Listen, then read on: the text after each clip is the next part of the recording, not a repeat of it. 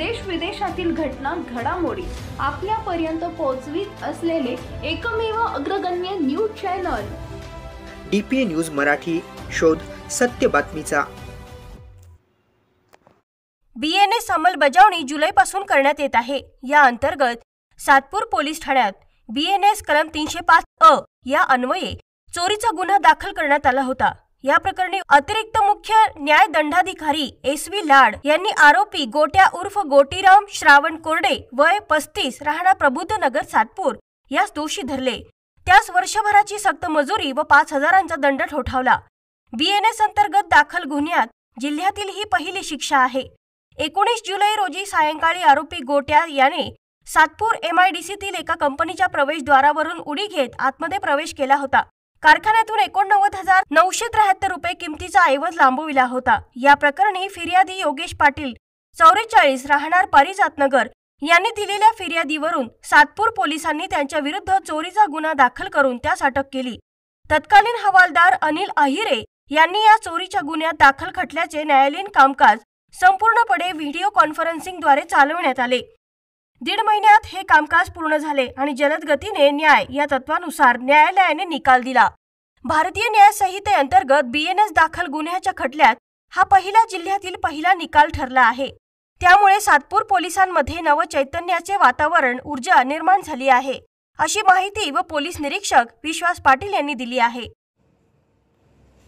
सरकार सांगणार एक उल्लेखनीय कामगिरी सातपूर पोलीस स्टेशनच्या माध्यमातून झालेली, काय सांगणार?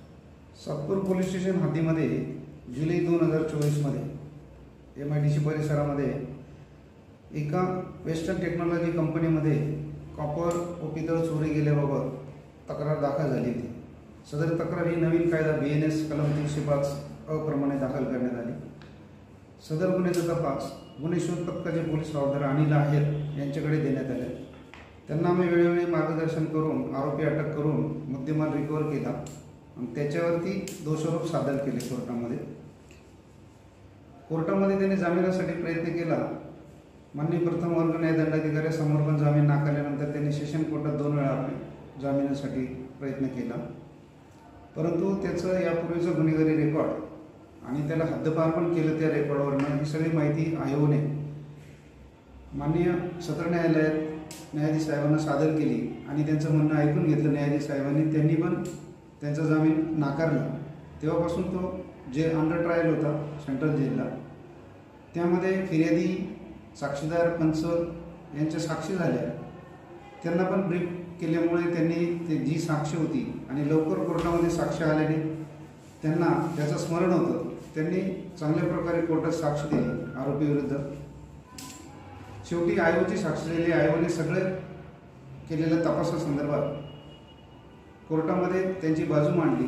सरकारी PP जे आपले फिरोज शेख साहेब आहेत त्यांनी ती कोर्टामध्ये चांगल्या प्रकारे मांडली आणि माननीय अतिरिक्त मुख्य न्यायदंडाधिकारी श्रीमती SV लाड मॅडम यांनी संपूर्ण युक्तिवाद ऐकून या आरोपीला न्यायालयामध्ये शिक्षा दिलेली आहे। आणि हा असा पहिला गुन्हा आहे आपल्या जिल्ह्यातील की नवीन कायद्याचे इम्प्लिमेंट झाल्यानंतर जुलैपासून हा गुन्हा BNS कायद्याप्रमाणे आणि BNSS कायद्याप्रमाणे खटला चालून आणि भारतीय साक्ष अधिनियमान्वये सगळे पुरावे ग्राह्य धरले गेले आणि या आरोपीला शिक्षा दिलेली आहे। त्यामुळे आमचे पोलीस हवालदार अनिल आहेर यांचं आम्ही खूप खूप अभिनंदन केले, त्यांचा सत्कार केला आहे आणि त्यांचे कामगिरी वरिष्ठांपर्यंत पोहोचून त्यांना बक्षीस मिळेल यासाठी पण आम्ही प्रयत्नशील आहोत। त्यांचं मागील याच वर्षी फेब्रुवारी-मार्चमध्ये पण एका गुन्ह्यामध्ये शिक्षा लागलेली आहे, त्यांनी तपास केलेला आहे।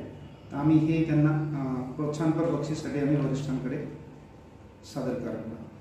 दलाचे नाशिक शहर पोलीस दलाचे माननीय पोलीस आयुक्त साहेबांनी यामध्ये सक्त निर्देश दिलेले होते। गुन्हे शोध पथकाची त्यांनी बैठका घेतल्या। माननीय पोलीस उपायुक्त गुन्हे श्री बच्चर साहेब यांनी पण बैठका दर महिन्याला घेतात आणि गुन्हे शोध पथकाला आमच्या परिमंडळाच्या पोलीस उपायुक्त मॅडम श्रीमती राऊत मॅडम, आमचे ACP श्री देशमुख सर हे सतत गुन्हे शोध पथकाच्या अधिकाऱ्यांच्या, प्रभारी अधिकाऱ्यांच्या, गुन्हे पोलीस निरीक्षकांच्या बैठका घेऊन मार्गदर्शन करतात की अशा चोरीच्या मालाविरुद्ध गुन्ह्यामध्ये जास्त लक्ष घालून ते उघडकीस आणून गुन्हेगारांना शिक्षा होईल यासाठी प्रयत्नशील राहावे, त्या सर्व त्यांच्या सूचनांचे पालन करून आम्ही याच्यासाठी प्रयत्न केला आहे आणि त्यामध्ये आम्हाला यश मिळालं.